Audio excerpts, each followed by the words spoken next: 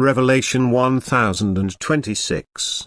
From the 26th of July 1939. Wrong thinking. Rejecting without knowledge of the matter. Mankind rejects what is supposed to be their greatest blessing, and the seriousness of their actions cannot be made clear to them at all, because they consciously defend themselves against everything spiritual. Thus, it is never possible to enlighten people about the actual reason of their wrong thinking. It is difficult to preach reason to someone who defends himself against a matter without having actual knowledge of it, because he does not want to. An immersion into the disputed topic would let him judge differently. Therefore, whoever desires enlightenment can be instructed accordingly.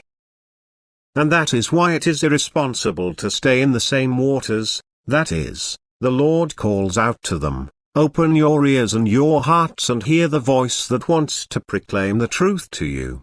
And then examine it. And if you then still want to reject it, then it is your free will, but you have knowledge and can then consciously take a stand on it, which, however, is not your right as long as you walk along completely blind in spirit."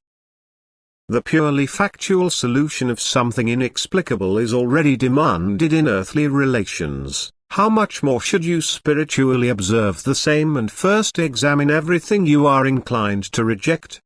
The more justly you are willing to judge, the brighter your spirit will be. It will guide you, first to the recognition of the eternal Godhead, and then instruct you to approach this eternal Godhead for enlightenment, and your thinking and judging will then be the right one. First try to understand the divine gift. Remember the need of the time in the spiritual sense, and the loving care of the eternal divinity, which is undeniable as the creator of all things. Remember the love with which on earth the Father clings to his child, and transfer the same love relationship also to the whole of creation and its creator from eternity. And you must recognize that such a love cannot and does not want to leave in spiritual misery those who have moved away from it. And everything in the universe is the product of divine love. There is nothing which divine love would not have produced and brought into being. And if you keep this in mind, you will find it understandable that the Father in heaven cannot let his children get lost. Amen.